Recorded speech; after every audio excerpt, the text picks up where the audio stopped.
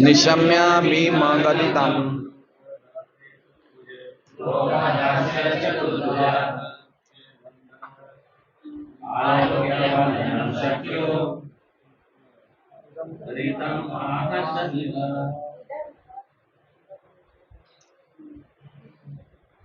माताएं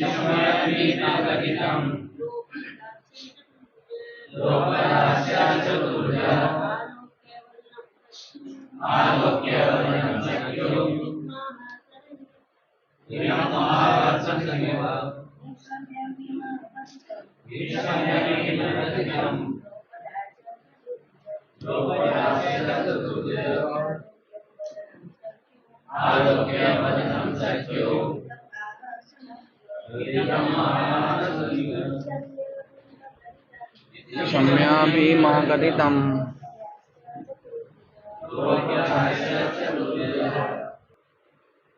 श्रील वेद व्यास कृत श्रीमद् भागवतम स्कंद प्रथम अध्याय 7वां श्लोक संख्या 52 अनुवाद एवं तात्पर्य परम पूजनीय श्री श्रीमद् कृष्ण कृपा मूर्ति अभय चरणारविंद भक्तिवेदांत स्वामी प्रभुपाद द्वारा निशम्य भीमगदितं द्रौपदाश्च चतुर्भुजः आलोक्य वदनं सख्युरिदम् आह हसन् इव।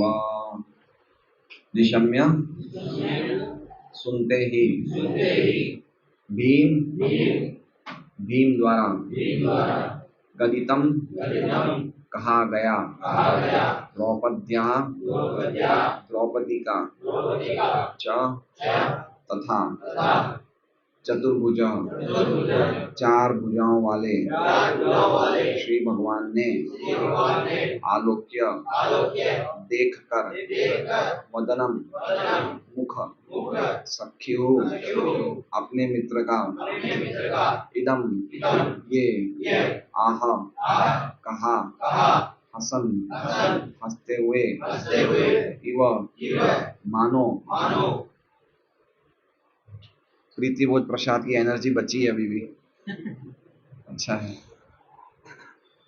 अनुवाद। भीम द्रौपदी तथा अन्य व्यक्तियों के वचन सुनकर चतुर्भुज श्री भगवान ने अपने प्रिय सखा अर्जुन के मुंह की ओर देखा और मानो मुस्कुराते हुए बोलना प्रारंभ किया। ओम अज्ञानतिमिरान्धस्य ज्ञानाञ्जनशलाकया चक्षुरुन्मीलितं येन तस्मै श्रीगुरवे नमः। श्री चैतन्य मनोभीष्टं स्थापितं येन भूतले स्वयं रूपकदां मह्यं ददाति स्वपदान्तिकम्। वन्देऽहं श्रीगुरो श्रीयुतापदकमलं श्रीगुरुं वैष्णवांश्च श्रीरूपं साग्रजातं सैकण्डगुणाकान्वितं तं सजीवं साद्वैतं सावधूतं परिजनसहितं कृष्णचैतन्यदेवं श्रीराधाकृष्णपादां सैकण्डलिकां श्रीशाकान्तां च। हे कृष्ण करुणा सिन्धो दीनबन्धु जगत्पते गोपेश गोपिकान्त राधा कान्त नमोस्तुते। तप्त कांचन गौरांगी राधे राधे वृंदावनी प्रिय विश्वामस्ते देवी तत्प्रामी हरि प्रिय। वाञ्छकल्पतरुभ्यश्च कृपा सिन्धुभ्येव च पतितानां पावनेभ्यो वैष्णवेभ्यो नमो नमः। श्री कृष्ण चैतन्य प्रभु नित्यानंद श्री अद्वैत गदाधर श्रीवासादि गौर भक्तवृंद। हरे कृष्णा कृष्णा कृष्णा हरे हरे हरे राम राम राम हरे हरे। तो 51वें श्लोक में तात्पर्य नहीं है, इसलिए खाली हम लोग पढ़ लेते हैं। तत्राहमर्षितो भीमस्तस्य श्रेयान्वद स्मृतः न भर्तुर्नात्मनश्चाते योहन् सुप्तान शिशुन वृथा। अनुवाद,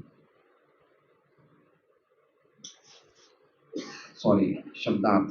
तत्र अब आह कहा, आमर्षितः क्रोधित होकर, भीम ने, तस्य उसका, श्रेयान परम कल्याण, वद हत्या, स्मृतः अंकित, न नहीं भर्तु स्वामी का, न तो आत्मन अपने आप का, च तथा अर्थे के लिए, यह जो अहन मारा, सुप्तान सोते हुए, शिशुन बालकों को, वृथा व्यर्थ ही।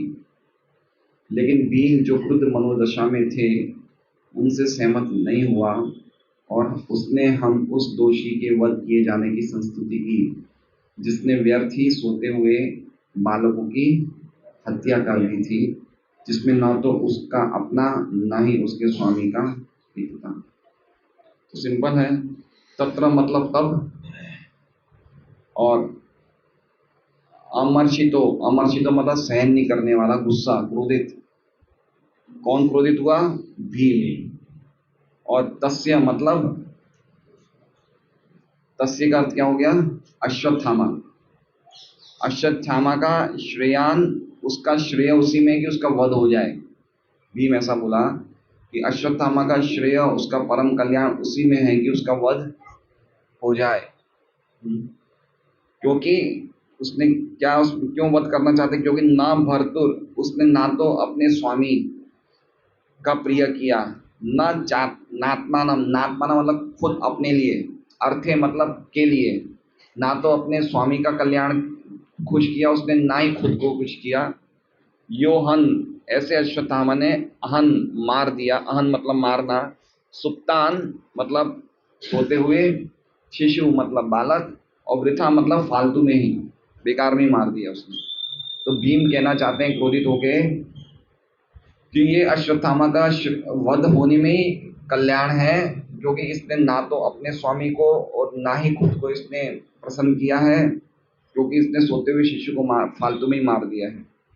ठीक है, तो हमने देखा कि कुछ लोग सहमत हैं और भीम सहमत नहीं है। कौन कौन सहमत हैं? नकुल, सहदेव, सात्यकी, युधिष्ठिर और बाकी जो भी वहाँ पे थे वो सब सहमत हैं। और भगवान भी सहमत है, भगवान का भी नाम है भगवान देवी पुत्र। और भीम सहमत नहीं है। तो भक्ति में भी ऐसा हो सकता है, अलग अलग भक्तों के अलग अलग मत हो सकते हैं, जरूरी नहीं है कि सबका एक ही मत हो, लेकिन कृष्णा परम सत्य वो एक कॉमन मत होना चाहिए। समझे बात को? फिलोसॉफिकल भेद नहीं होना चाहिए, सैद्धांतिक भेद नहीं होना चाहिए। आपस में विचार भेद हो सकते हैं कि भाई हमें ऐसे करना चाहिए, वो व्यक्ति भक्त बोले ऐसे करना चाहिए, लेकिन सिद्धांतिक भेद नहीं होना चाहिए, नहीं तो गड़बड़ हो जाएगी। सिद्धांतिक भेद मतलब समझ रहे हैं? सिद्धांतिक भेद मतलब मान लीजिए कि जगत प्रभु बोले कि जीव और परमात्मा अलग अलग हैं, और मिश्र भगवान बोले कि जीव और परमात्मा एक ही है, वो गड़बड़ है, वो सिद्धांतिक भेद हो गया, तो वो चीज को सुलझाना चाहिए। बाकी जगत प्रभु बोले कि आज मुझे गुड़ादरा में सत्संग करना है, वो बोले मुझे आज यहाँ करना है, उसमें कोई तकलीफ नहीं है। समझ रहे हैं बात को? आपस में विचार अलग अलग मत हो सकते हैं, लेकिन सिद्धांत समझना सही है कि सिद्धांत हमारा सही होना चाहिए, सिद्धांत में गड़बड़ी नहीं होनी चाहिए। तो द्रौपदी के हमने कल 6 वचन सुने थे। 6 वचन, कोई 6 के 6 वचन का सिर्फ एक एक लाइन में कोई बता सकता है? 6 के 6 वचन कौन से 6 वचन, मतलब कौन से 6 आधार पे उन्होंने 6 वचन बोले, क्यों बोले? हमने कल पूरी चर्चा उसी पे करी थी। हाँ बोलिए। धर्म के आधार पे कहा? क्या थी धर्म? धर्म का आधार क्या था? गुरु है, ब्राह्मण है, ठीक है। दूसरा? दूसरा? हाँ, क्या था? दया क्या था? करुणा का आधार क्या था?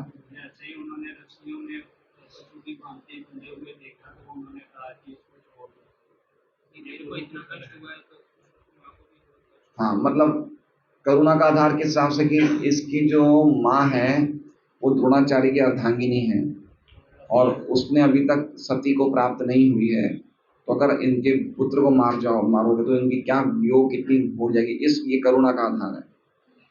तो पहला धर्म का आधार कि अश्वत्थामा को नहीं मारना है क्योंकि गुरु हैं हमारे, ब्राह्मण हैं। दूसरा करुणा का आधार समझ लीजिए कि ये इतनी वियोग में है ये स्त्री, इनके पति के मर जाने में फिर भी ये सती नहीं हुई है, अगर इनके पुत्र को मार देंगे तो इनको कितना दुख होगा। तीसरा न्याय, न्याय का आधार बताइए।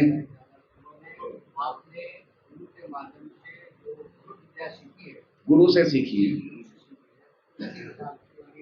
हाँ, जिससे आपने धनुष विद्या सीखी है उसी के बेटे को मारोगे आप, ये न्याय है। चौथा है समता के आधार पे। समता किस हिसाब से? हाँ कि जब मेरे पुत्र को इतना दुख हुआ है, उनके मरने पे मुझे इतना दुख हुआ, तो अगर इनके पुत्र को मारोगे तो इनको कितना दुख होगा।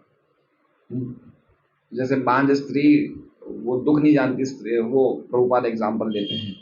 और पांचवा निष्कपटता।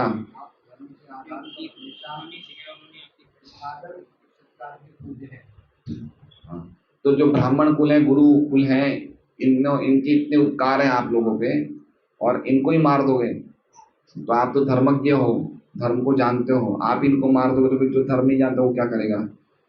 इनसे ही आपको सब कुछ मिला, इनको ही मार दोगे, तो ये निष्कपटता। और छठा महत।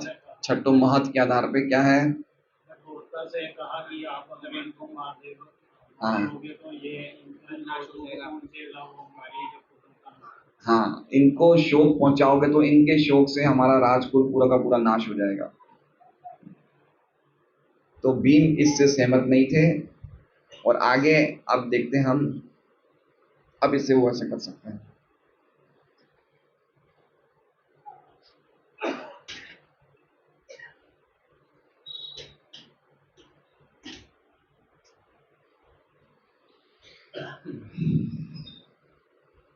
निशम्य भीम गदितम द्रौपदाश्च चतुर्भुज। निशम्य मतलब सुन के, सुना। क्या सुना? भीम ने गदितम, भीम क्या बोले, और भीम के साथ कौन कौन बोले? द्रौपदी भी क्या बोली, द्रौपदी क्या बोली, भीम क्या बोले, और च च मतलब और लोग भी, जैसे सब लोग बोले ना हाँ हाँ सही है सही है, भीड़ वाले बोलते ना अभी सही है मारो मारो, कोई बोलता है नहीं मारो नहीं मारो, तो भीड़ वालों की भी आवाज सुनी। तो भगवान ने भीम की आवाज सुनी, द्रौपदी की आवाज सुनी और दूसरों की आवाज सुनी। अब भगवान का क्या नाम बताया यहाँ पे? चतुर्भुज। पिछले श्लोक में था देव की पुत्र, इस श्लोक में क्या था? चतुर्भुज मतलब उन्होंने 4 भुजाएं धारण कर ली इस समय। कितनी भुजाएं धारण कर ली? 4 भुजाएं। तो समय समय पे वो 4 भुजाएं धारण कर लेते हैं। तो ऐसे भगवान चतुर्भुज ने 4 भुजाएं धारण कर ली है। बीच बीच में देखिए भागवत में कहीं कहीं मुचुकुंद का गुफा में दर्शन दिया था मुचुकुंद को, तब उनकी 4 भुजाएं थी। अक्रूर जी जब उन्हें वृंदावन से मथुरा ले जाते हैं तब अक्रूर घाट पे वो स्नान करने जाते हैं, तब भगवान को 4 भुजाओं में देखते हैं। ठीक है, भगवान जब परीक्षित के गर्भ में प्रवेश करते हैं तो चतुर्भुज रूप में प्रवेश करते हैं। और भी है, गोपियों को भी भगवान नारायण के रूप में दर्शन देते हैं चतुर्भुज रूप में। गीता में अर्जुन को भी भगवान अपना चतुर्भुज रूप बताते हैं, है ना। 11वें अध्याय में विश्व रूप, पहले उन्होंने विश्व रूप बताया, उसके बाद चतुर्भुज बताया, उसके बाद द्विभुज रूप बताया। माँ देवकी को भी उन्होंने जन्म के समय के चतुर्भुज रूप बताया। तो चतुर्भुज हो गए। एक मंदिर भी राजस्थान में 4 भुजा, है ना। हम लोग गए थे उदयपुर के पास, उदयपुर काकरोली श्रीनाथ जी के आसपास ही है चतुर्भुज। तो भगवान ने चतुर्भुज ने भीम की, द्रौपदी की और अन्य लोगों की बातें सुनी। देखिए इसमें क्या है, भागवतम का हम खुद पढ़ते हैं वो तो हमें पढ़ना ही चाहिए, लेकिन ऐसे जब भक्तों के बीच में हम भागवतम की सुनते हैं और बोलते हैं तो उसका जो भगवान की जो कथा है उसमें एक अलग ही शक्ति प्रकट होती है ना। हमें कुछ ना कुछ तो लाभ हो रहा है भागवतम आने से, किनको लाभ नहीं हो रहा है, हाथ खड़ा करें। आप लोगों का तो पता नहीं, लेकिन मुझे तो बहुत लाभ हो रहा है, क्योंकि मेरी रीडिंग और ज्यादा डीप हो गई है, गहरी हो गई, मेरा समझना पढ़ना और ज्यादा गहरा हो गया। मैं पहले खुद पढ़ता था, उससे कहीं ज्यादा अब मैं पढ़ के समझता हूँ, तो मुझे और ज्यादा समझ में आ रहा है। तो सुनने वाले, बोलने वाले सबको लाभ होता है भागवतम पढ़ने से। और कम से कम हम जिस श्लोक की चर्चा करते हैं वो हमारे, अगर हम प्रयास करेंगे तो हमें दिन भर मनन उस श्लोक का रहेगा कि भीम की और अर्जुन की, और भीम की द्रौपदी की बातें सुन के चतुर्भुज ने क्या किया, तो ऐसा सब स्मरण रहना, मनन रहना बहुत अद्भुत चीज है ये। इसलिए बहुत इंपॉर्टेंट है श्रीमद् भागवतम क्लास। तो क्या किया उन्होंने? आलोक्य, आलोक्य मतलब देखा, आलोक्य वदनम, वदनम चेहरा, चेहरा देखा। सख्युर, सख्युर मतलब अपने सखे, सखा का, उनके कौन सखा है? अर्जुन का। तो अर्जुन का रिएक्शन देख रहे हैं, उसके उनके चेहरे पे क्या रिएक्शन है। जैसे हम किसी को कुछ बोलते हैं या आपस में दो जने बात कर रहे हैं, तो हम एक व्यक्ति का चेहरा का रिएक्शन देखते हैं, वो चेहरा क्या, उसका क्या चेहरे पे, चेहरे से पढ़ लेते हैं कि भाई इसकी चेहरा क्या बोल रहा है। तो भगवान अर्जुन की शक्ल देख रहे हैं, सख्यु का वदन देख रहे हैं, चेहरा देख रहे हैं। क्यों? क्योंकि यहाँ पे द्रौपदी ने अर्जुन पकड़ के लाए हैं अश्वत्थामा को, यहाँ पे द्रौपदी कह रही है कि इन्हें छोड़ दीजिए, और यहाँ पे भीम बोल रहा है कि इसको मार दो। तो अर्जुन का चेहरा कैसा हो गया? डाउटफुल हो गया है। तो भगवान उनके डाउटफुल चेहरे को देख रहे हैं कि मुझे क्या करना चाहिए, भाई की बात सुनूं या पत्नी की बात सुनूं? सब लोग कह रहे हैं नहीं मारो, मेरा भाई कह रहा है मार दो, तो क्या करना चाहिए? तो उनके चेहरे पे कुछ रिएक्शन था, उस रिएक्शन को भगवान देखते हैं, और देखते देखते क्या करते हैं? हसन एवं मुस्कुराते हैं। इतना टेंस माहौल चल रहा है, कोई भी मुस्कुरा नहीं रहा, लेकिन भगवान मुस्कुरा रहे हैं, है ना। एक गीता जी में भी जब अर्जुन अपना शोक व्यक्त करते हैं, तो संदेश देने से पहले भगवान मुस्कुराते हैं। तो उसी प्रकार से भगवान मुस्कुरा रहे हैं, और मुस्कुराते हुए कहते हैं इदम आहा, इदम मतलब ये, और आहा मतलब कहा। ठीक है, तो बहुत ही सिंपल श्लोका है कि भीम और द्रौपदी की और अन्यों की बातें सुन के चतुर्भुज भगवान ने अपने सखा अर्जुन का चेहरा देखा, और मानो मुस्कुराते हुए उन्होंने इस प्रकार से कहा।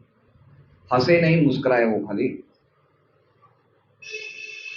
भीम, द्रौपदी तथा अन्य व्यक्तियों के वचन सुनकर चतुर्भुज भगवान ने अपने प्रिय सखा अर्जुन के मुंह की ओर देखा, और मानो मुस्कुराते हुए बोलना प्रारंभ किया। अब देखिए श्रीधर स्वामी क्या कह रहे हैं। श्रीधर स्वामी कह रहे हैं कि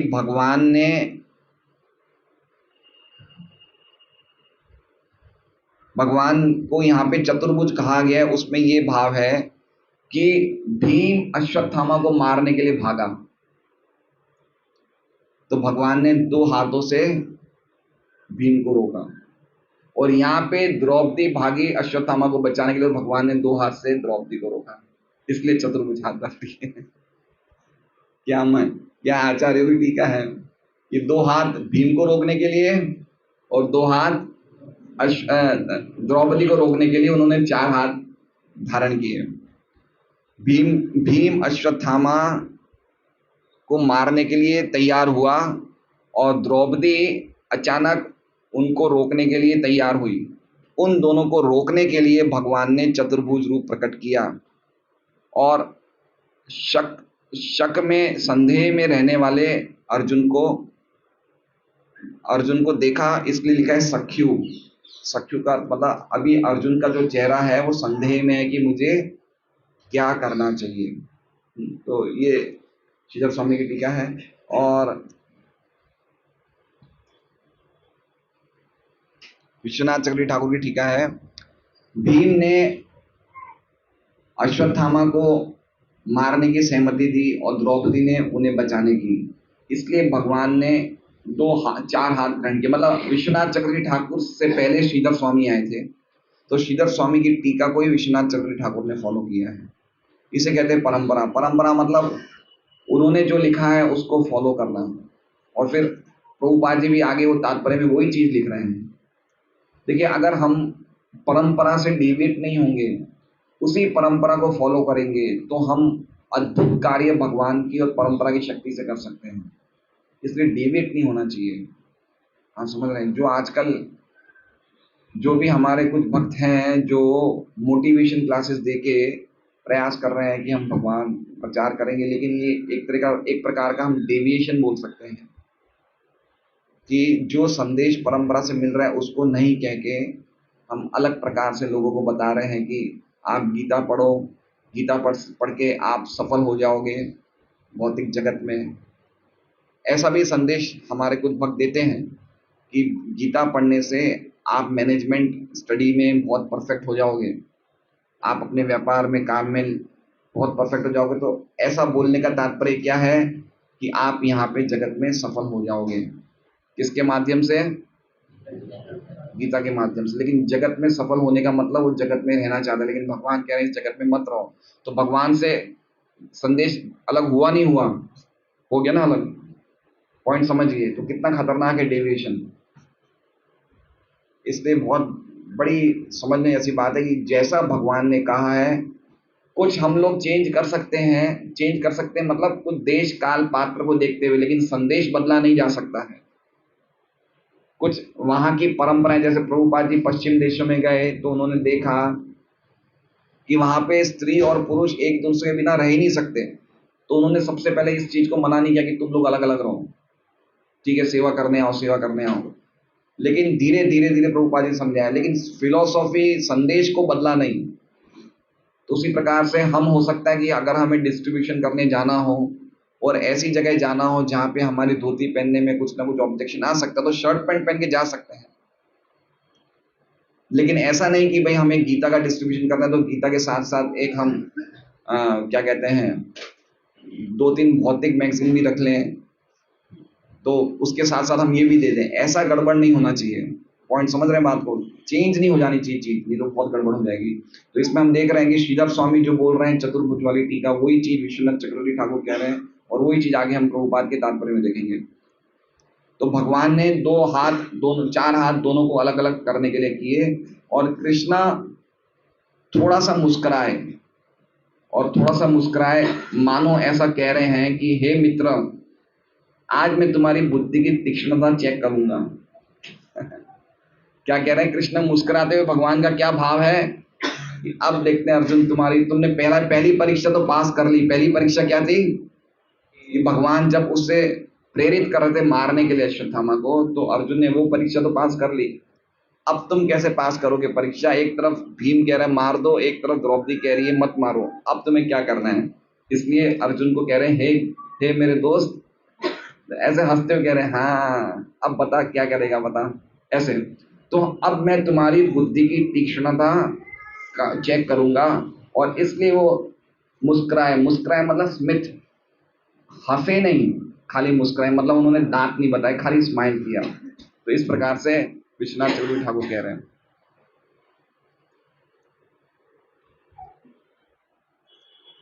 श्रील प्रभुपाद का तात्पर्य है, भगवान श्री कृष्ण की 2 भुजाएं थी, किंतु उन्हें चतुर्भुज क्यों कहा गया है, इसकी व्याख्या श्रील श्रीधर स्वामी ने की। आगे ना वही बात प्रभुपाद जी ने देखिए कहीं भी चेंज नहीं किया। प्रभुपाद जी जब तात्पर्य लिखते थे तो अलग अलग आचार्यों की टीकाओं की बुक्स रखते थे साथ में, जी गोस्वामी, श्रीधर स्वामी, विश्वनाथ चक्रवर्ती ठाकुर, बलदेव विद्याभूषण, वीर राघवाचार्य बहुत बड़े आचार्य थे रामानुज संप्रदाय में, और भी 2-3 नाम मुझे याद नहीं आ रहे, सबकी टीकाएं रखते थे, फिर सब पढ़ते थे, और फिर उसके बाद वो तात्पर्य लिखते थे कि कहीं भी कुछ चेंज नहीं होना चाहिए।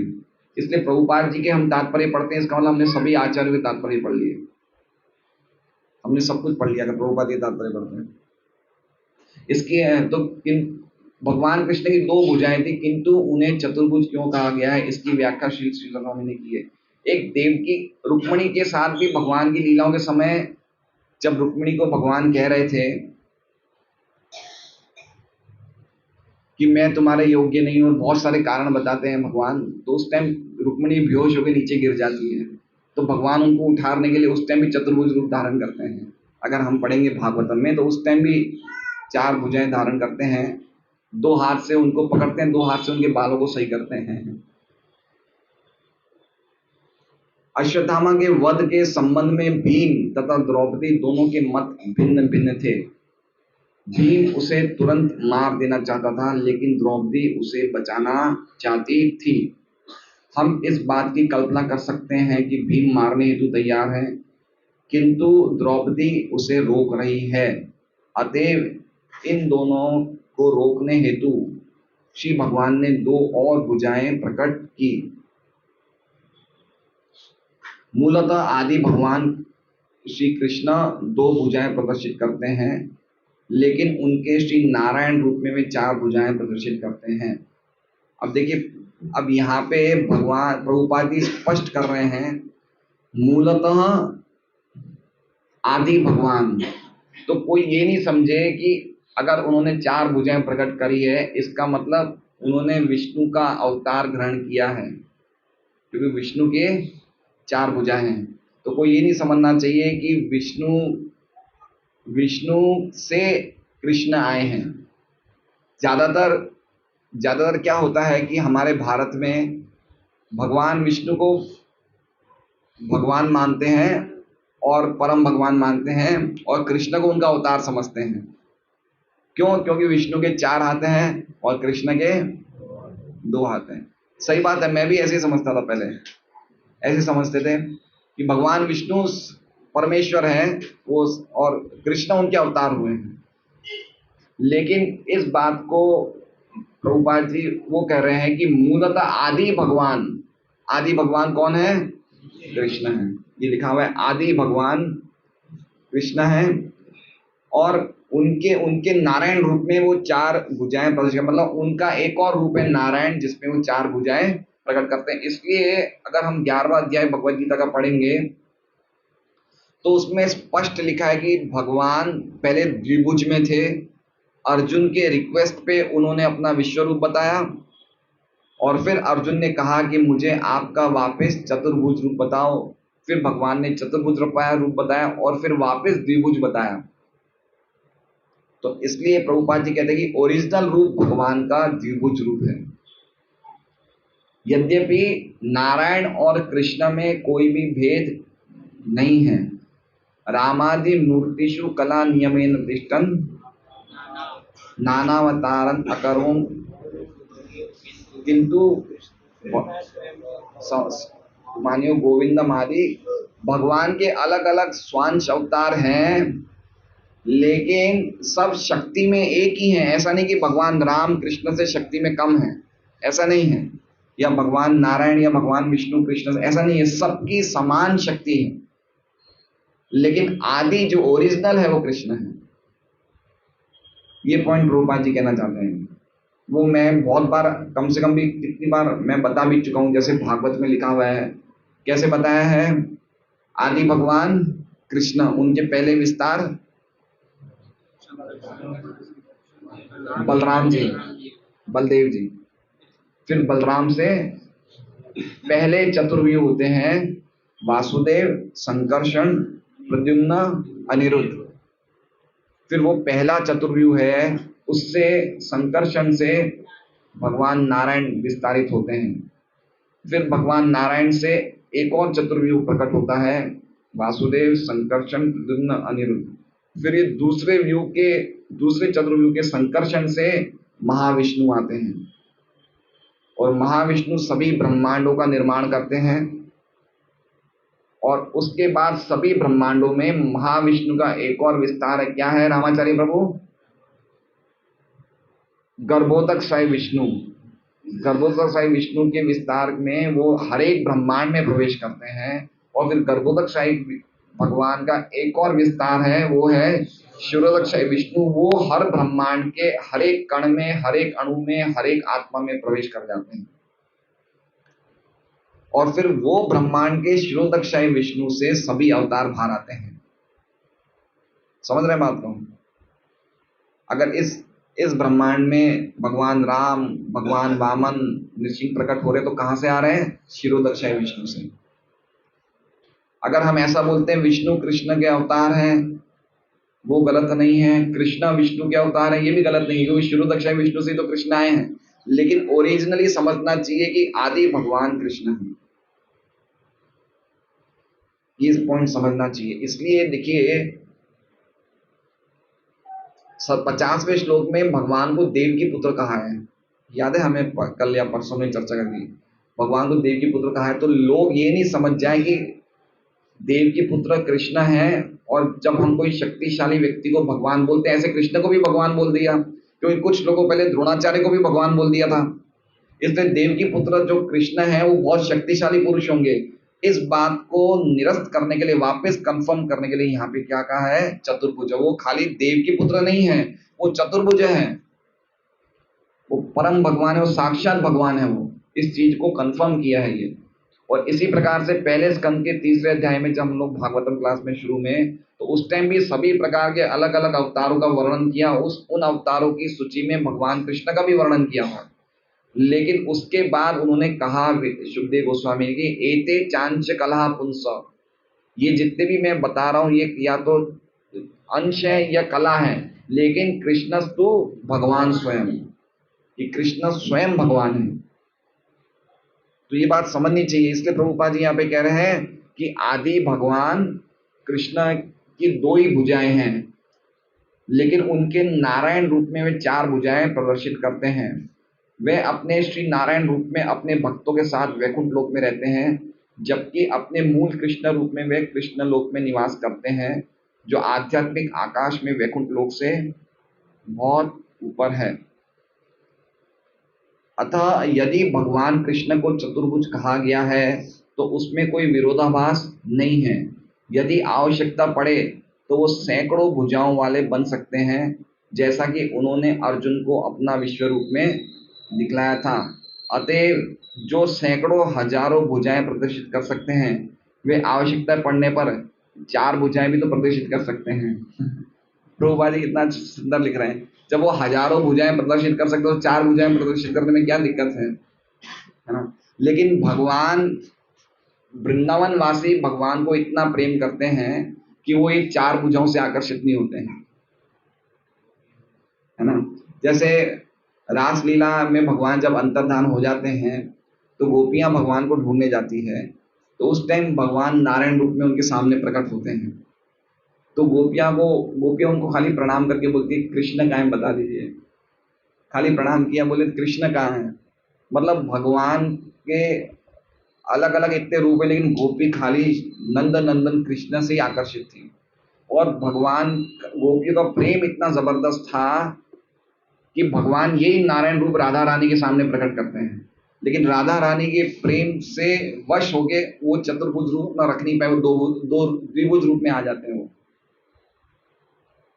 तो ये सब अलग अलग लीलाएं हैं जिससे हम समझ सकते हैं कि भगवान का जो ब्रजवासियों का जो भगवान के प्रति प्रेम था, वो नंद नंदन श्याम सुंदर श्री कृष्ण के प्रति था और किसी के प्रति नहीं था। और वो ये भी नहीं जानते थे कि कृष्ण भगवान है, वो ये भी नहीं जानते थे कि कृष्ण भगवान हैं, लेकिन उनको प्रेम ऐसा करते थे जैसा प्रेम हम सोच नहीं सकते हैं। नंद महाराज कहते हैं ज्योतिषी को कि इसकी जरा हाथ की रेखा तो देखो, बड़ा होके क्या करेगा। तो प्रभुपाद जी बोलते हैं कि ऐसा प्रेम हमें विकसित करना है जो उनका प्रेम है। वो इतने प्रेम करते हैं कृष्ण को कि वो कृष्ण के अलावा कुछ जानते ही नहीं है। तो वो गोवर्धन लीला के बाद सब नंद महाराज के जो सखा थे, गोप सखा थे, वो मीटिंग करते हैं, बोले कृष्ण ने पर्वत उठा लिया, कौन है कृष्ण। तो नंद महाराज कहते हैं भाई मैंने ऐसा सुना है कि कुछ देवता वेवता होगा ये। तो इस प्रकार से बातें करते हैं, मतलब वो कृष्ण को बिल्कुल ऐसे लेते हैं, बिल्कुल लाइटली लेते हैं, लेकिन वो कृष्ण के बिना रह नहीं सकते। उनका यहाँ ये प्रेम था कृष्ण के लिए, भगवान के लिए इतना अद्भुत प्रेम था उनका। जैसे भगवान ने जब गोवर्धन पर्वत उठाया तो नंद महाराज बोले लाओ मैं भी तुम्हारी थोड़ी हेल्प कर दूंगा। तो भगवान की ऐसी लीलाएं हैं, लाओ मैं भी अपना कुछ उठा दूं, तुम्हें थोड़ा हेल्प हो जाएगा। तो इस प्रकार से उनके जो सखा थे, गोपियां थी, वो कृष्ण को भगवान नहीं मानती थी वृंदावन में, है ना। लेकिन उनका जो प्रेम था वो इतना अद्भुत था कि वो प्रेम कोई भी सीमाओं को नहीं समझता था। तो हमें यही प्रेम, प्रभुपाद जी हमें यही प्रेम डेवलप करने के लिए बोल रहे हैं, इससे कम कुछ नहीं, इससे कम कुछ नहीं। हमें एक्चुअली में, इसलिए हमें प्रभुपाद जी कह रहे हैं कि हमें भक्ति की जो विधि भक्ति, वैदिक भक्ति जो हम कर रहे हैं, इससे ऊपर उठना पड़ेगा। कौन सी भक्ति में? रागानुगा भक्ति, भाव भक्ति, प्रेम भक्ति। वहां पे हमारा राधा कृष्ण के साथ आदान प्रदान चालू हुआ। वैदिक भक्ति में तो हम भगवान लक्ष्मी नारायण की पूजा कर रहे हैं। अर्जुन जब असमंजस में था कि अश्वत्थामा का क्या किया जाए, तो अर्जुन के परम प्रिय मित्र श्री कृष्ण ने इस समस्या का समाधान ढूंढ निकालने का भार स्वेच्छा से अपने ऊपर ले लिया, और वे मुस्कुरा भी रहे थे। हरे कृष्ण। श्रीमद् भागवतम की जय, समस्त भक्तवृंद की जय। वांछा कल्पतरुभ्यश्च कृपा सिन्धुभ्येव च पतितानां पावनेभ्यो वैष्णवेभ्यो।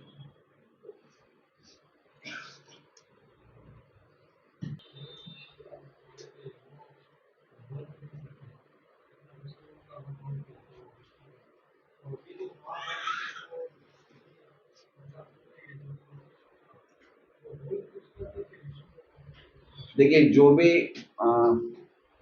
वृंदावन के बाहर जो भी लीलाएं हुई है भगवान की, वो वासुदेव कृष्ण ने की है। ओरिजिनल कृष्ण कभी वृंदावन को छोड़ के नहीं जाते हैं। पॉइंट समझ रहे हैं? आदि भगवान कृष्ण जो नंद महाराज के पुत्र हैं, स्वयं भगवान कृष्ण, वो वृंदावन छोड़ के कभी बाहर जाते ही नहीं है। जो बाहर जो भी लीलाएं हुई है, वो भगवान कृष्ण ने करी है अपने वासुदेव रूप में। वासुदेव कृष्ण में कोई डिफरेंस नहीं है, लेकिन जो स्वयं कृष्ण है वो वृंदावन छोड़ के नहीं जाते।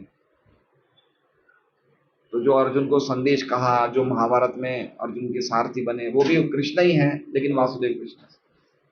जैसे मान लीजिए कि उसमें कोई डिफरेंस नहीं है, थोड़ा सा, थोड़े से कुछ क्या कहते हैं, इमोशंस का फर्क है, बाकी एक ही है वो तो।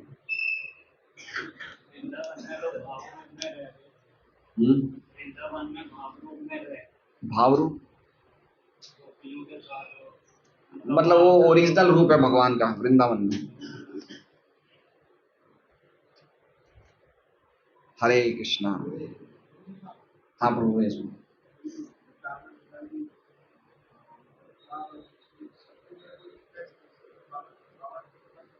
क्या चीज? हाँ, देखिए, भगवान के दो प्रकार के एक्सपांशन है, ठीक है, विस्तार। भगवान के दो प्रकार के विस्तार हैं, एक है स्वांश और एक है विभिन्नांश। तो हम भी भगवान के विस्तार हैं, लेकिन हम विभिन्नांश हैं। तो हमारी और भगवान की शक्ति समान नहीं है, लेकिन जो स्वांश हैं उनकी और भगवान की शक्ति समान है।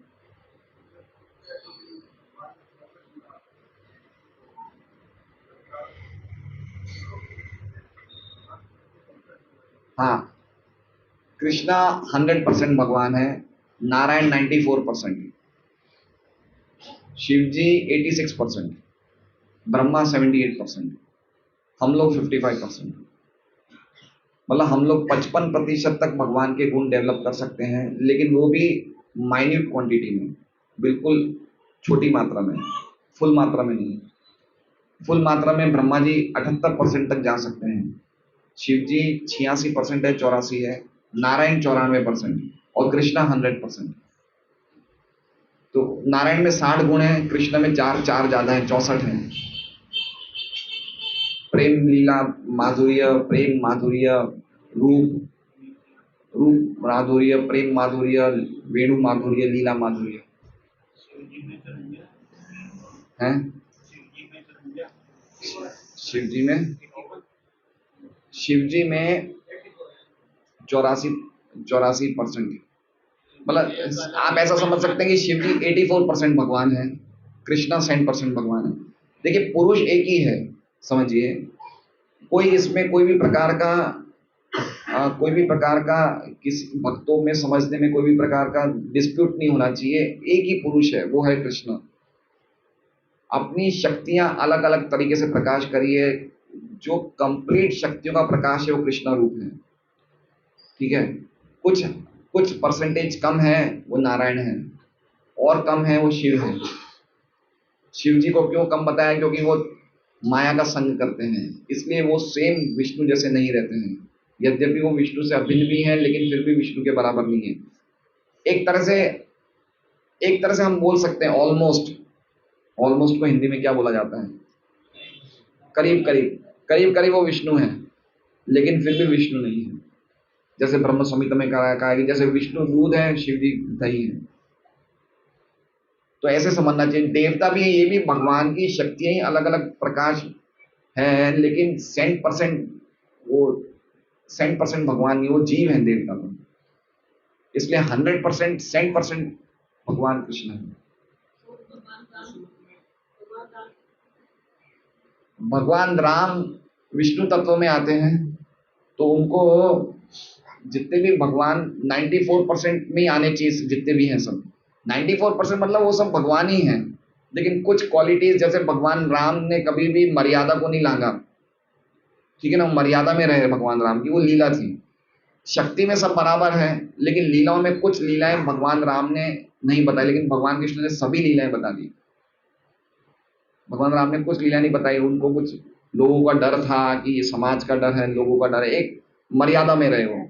लेकिन कृष्ण ने संपूर्ण अपना ऐश्वर्य प्रकट कर दिया।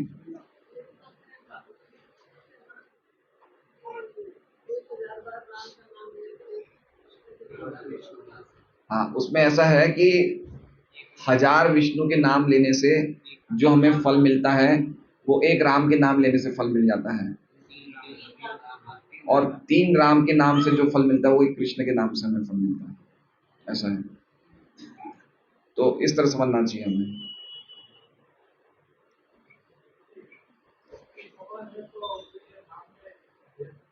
हैं?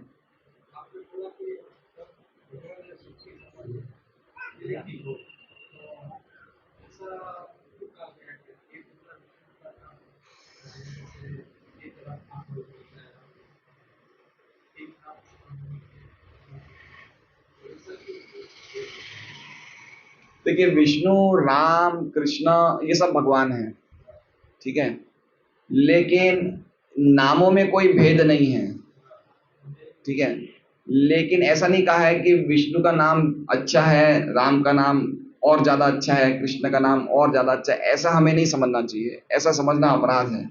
लेकिन बताया गया है कि अगर हम 3000 बार विष्णु का नाम लेते हैं, तो हमें खाली एक कृष्ण के नाम लेने से वो मिल जाता है। तो इसको इस प्रकार से समझना चाहिए कि कृष्णा सर्वाकर्षक है, तो कृष्णा में सभी विष्णु तत्व का, सभी भगवान का समावेश कृष्ण में हो जाता है। आप समझे, जब कृष्ण प्रकट होते हैं, कृष्ण आते, तो उनके साथ सभी विष्णु तत्व आ जाते हैं। इसलिए उस हिसाब से ऐसा बताया होगा। बाकी नामों में भेद हमें नहीं करना है, हमें ऐसा नहीं समझना है कि भाई विष्णु का नाम से ज्यादा अच्छा कृष्ण का नाम, ये हमें नहीं करना है। खाली शास्त्र की ऐसी वाणी है कि अगर हम 3000 कृष्ण का नाम ले 3000 विष्णु का नाम लेते हैं, जैसे मान लीजिए हम सूरत में एक माला करते हैं, लेकिन वृंदावन में 1000 गुना ज्यादा फल मिलता है। तो इस प्रकार से हम समझ सकते हैं कि उनके रिजल्ट्स अलग अलग हैं, लेकिन हमें समझना चाहिए कि उनमें कोई इस प्रकार का, ईश्वर में कोई भी प्रकार का, परमेश्वर में भेद नहीं करना है, ना ही उनके नामों में। हम लोग जैसे हरे कृष्ण महामंत्र बोलते हैं, तो ऐसा तो नहीं है कि हम कृष्ण ज्यादा बोल रहे हैं, राम कम बोल रहे हैं। हम कृष्ण भी बराबर बोल रहे हैं, राम भी बराबर बोल रहे हैं। 4 बार कृष्ण बोलते हैं, 4 बार राम बोलते हैं, 8 बार हरे बोलते हैं।